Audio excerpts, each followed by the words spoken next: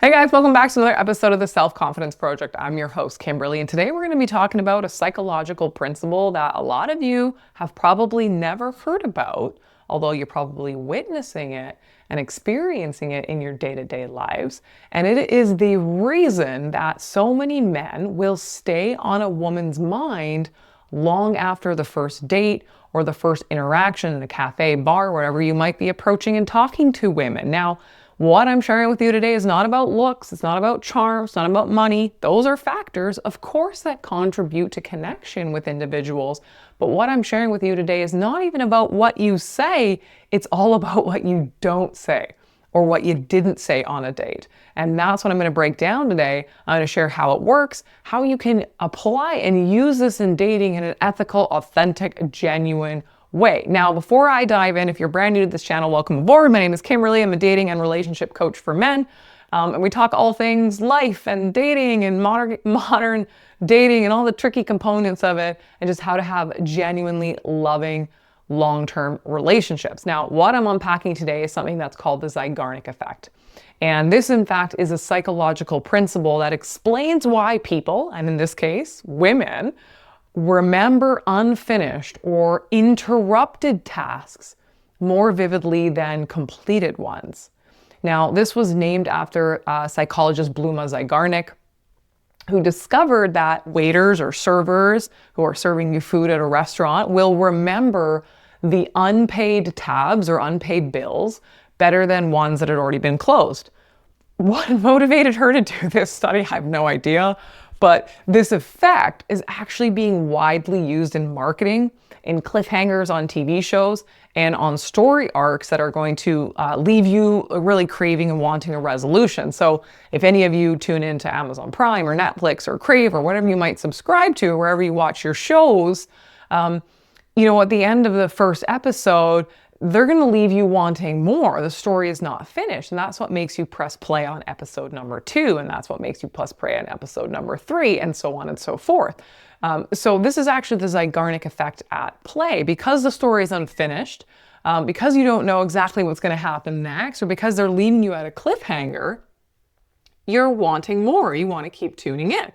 So let me turn my phone off here. So few people are realizing how powerfully this is actually showing up in dating, or how powerfully it can show up in dating. Now, I'm going to highlight this through a story. So one of my clients, David, he went on a date with this incredibly beautiful, sharp, engaging woman named Claire. And their first date, they actually decided to go downtown and meet at a really cozy wine bar. They had really natural chemistry.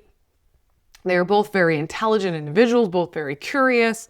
And in fact, their first date was going as amazingly as one would hope, right? They were even flirty with one another. But over the course of the evening, she got more interested in him. She was asking about his recent travels. And the temptation when asked a question like that is to share the story that you have from your recent travel, or get into some of the most exciting content. Because oftentimes we think that if we share this exciting story, that's going to make this person really connect to us, going to make them really like us. But in this case, David was actually applying the Zeigarnik effect. He didn't recognize he was doing it. He was just doing it naturally. And so when he was talking to Claire, he didn't just immediately start taking over the evening, going into this amazing story of this trip from Peru that he just got back from. He actually hinted at this amazing story from his recent Peru trip. And he kind of teased her a little bit. He said, well, thanks for asking. It was a really amazing trip. In fact, there's this hilarious story that involved running into a stranger's wedding and this flooded river. But David stopped short of telling Claire the whole story. And as she was leaning in and was really intrigued, she wanted more, he was flirting with her. In fact, he smiled and he said, well, that's actually a story for another night. You're going to like it, I promise. So this is a perfect example of how the Zeigarnik effect creates mystery. It creates intrigue. It actually triggers the psychological elements that create female desire. So Claire wanted to know more. She was interested, just like you're interested in pressing play on the next Netflix episode, right? And so the date with David and Claire ended with a lot of warmth, But it ended with this clear sense of possibility because not everything was revealed in that first date. David didn't feel he needed to over-explain or that he had to capture all of her interest in that moment by giving her that whole amazing story of his trip. He wasn't chasing her. And so what happened next was she texted him the next day and the next day after that. And the reason is because she was still very engaged. There were loose threads from the evening. She was still thinking about him because David didn't just give her the whole platter or everything on the menu. And so this is highlighting how sometimes just holding a little bit back in a story, in the mysteries of your life, and in something that you're revealing to somebody on a first date can actually lead to more interest, more intrigue, more curiosity, more anticipation, which all trigger the psychological elements of female desire. So I want to share with you a couple practical applications where you can actually use the Zeigarnik effect in dating that are all genuine things, right? These are all authentic things. This is just learning how to become a better storyteller, learning how to become a more intriguing individual. This will serve you in your friendships as well. Your next Thanksgiving dinner will be a little more interesting, so you're not going to give it all away necessarily. So the first practical application, right, is leaving some stories unfinished. Now, you're not going to leave every answer to every question unfinished, but maybe there are some stories you do leave unfinished because it will create this incomplete emotional loop.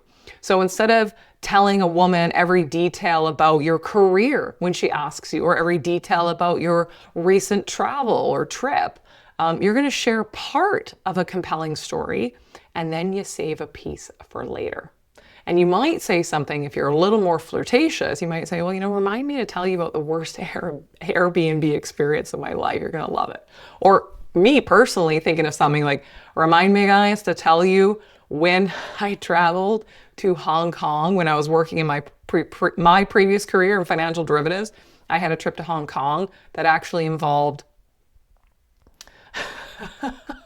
a rugby player, a hotel room, and the threat of death from peanuts. This is a true story, so actually remind me to tell you later. But this is what keeps you intrigued. You want to know more. What is this story? I want to get to the ending. Well, in order to get the ending, guys, we got to go on another date. We got to get to know each other a little bit more, because I ain't giving away all my best stories and secrets to you on date number one. You got to earn it, right? So you leave this story unfinished. And that's one practical application for dating. It's hugely important. Now, secondly, is not over texting or over validating a woman or the interaction post a date. Now, it's really tempting after you have a really wonderful evening with a woman to send her a message the next day that's kind of a summarization of the evening. I had a really nice time. It was great to meet you. The food was delicious. I'd love to see you again. It's like, okay, that's fine if you want to send a text like that, but you're not really leaving a woman space to reflect on the evening or to miss you. So a more intriguing, a more playful, a more confident text is going to be something along the lines of, I just keep thinking about that hilarious laugh you had when we talked about our Halloween costumes. You're actually in trouble, and I'm going to tell you why later. This is like, I'm confident that we're going to keep this connection going. And so I don't need to summarize the evening. I don't even need to ask you for the next date right away. I'm just reveling in how wonderful the connection was and alluding to the fact that we're going to see each other again.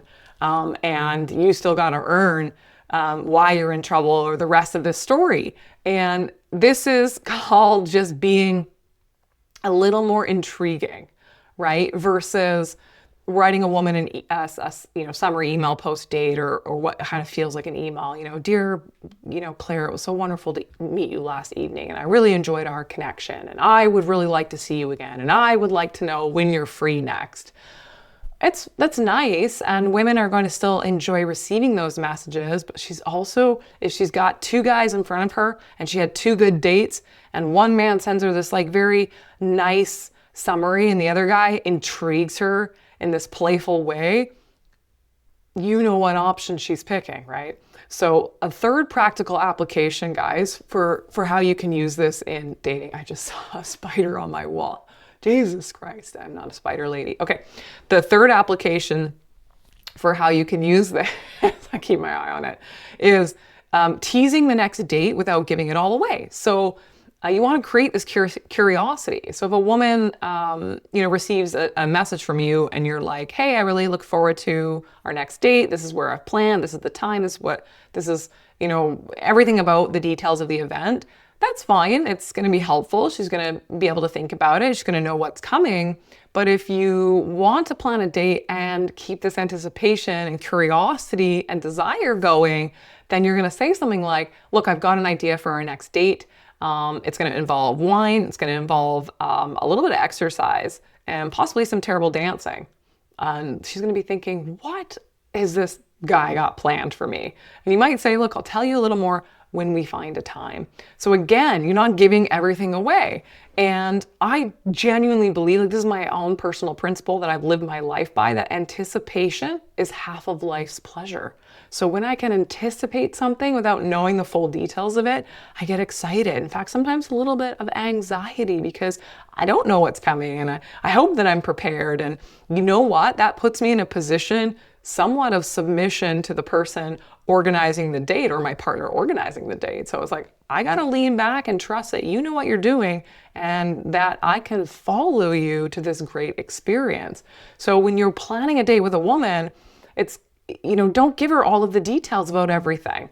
Intrigue her, be playful. Man, it's so fascinating how interested I am when you don't tell me everything versus when you do tell me everything. And I think that is very true based on this Zeigarnik effect and for how women get really connected to men. Now, another practical application, guys, for how you can use this on dating is end your evening, end your date, or end your conversation on a high note. I've been talking about this for ages before I knew it was part of the Zeigarnik effect.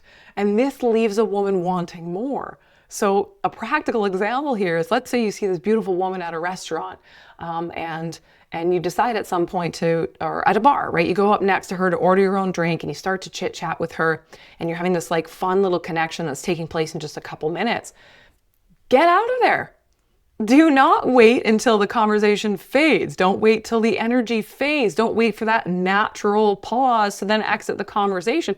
Cut this conversation short and cut your dates short while things are still elevated, right? While they're still elevated, because this amplifies the feeling of wanting more. Oh, this guy, he just came up and ordered a drink and we had this amazing connection and I looked in his eyes and then he's gone. Versus I started to chat with this guy and then he kind of hung around a little long and then things got a little awkward and then he asked for me for my number.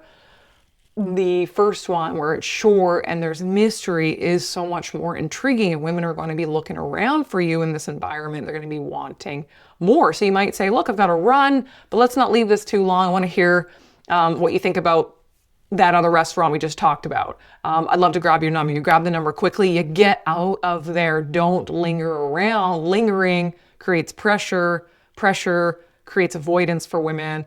Avoidance means they're running for the hills, right? So you leave when things are going good, not once they've gotten to a point of like, well, I don't know what else to say.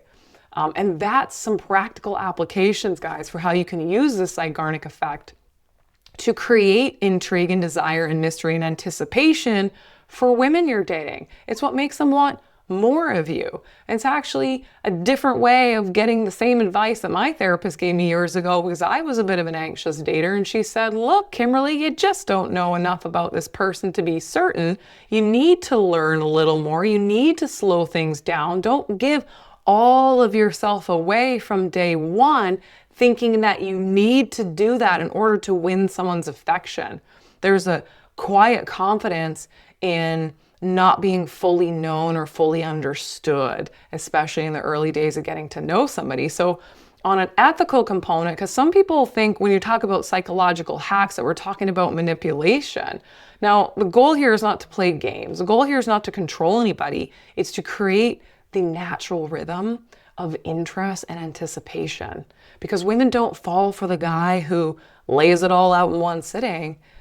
They remember the man who invites discovery over time. In fact, it's the same principle you can apply to your intimate experiences with women. You wanna eat the whole cake right away? Well, what are you going to be desiring later if you give it all away right from the beginning? So look, this is the Zeigarnik effect. It shows us really that this incompleteness is what can create curiosity. So think about how maybe you've actually been on the receiving end of this and felt really intrigued to learn more. I mean, that's what movie trailers are all about, right? You get this little snippet of the movie and then you're like, oh, I want to watch that because I want to fill in all the gaps, right? So if you want to stand out, don't try and tell your whole life story or finish every story or over text or over summarize or give all of the details away with full clarity. Guys, leave some space, invite this intrigue, because if this resonated with you, then I would love to hear your comments below. And I want you to think, have you ever noticed a woman staying curious after you didn't say everything? I want to hear your take. And if you're a man who is really tired of shallow conversations, you're tired of inconsistent dating, and you're just never really creating that spark with women, then I invite you to book a complimentary call with me if you think I could be the right fit for you. I'd love to chat with you. We'll get to know each other, see if we're the right fit for coaching. If not, happy to leave you with some other resources. And we'll really look at what's going on for you. And I want to help you, and I help good-hearted men to build real lasting connections. So thanks so much for tuning in today, and look forward to another episode next week, guys. Ciao.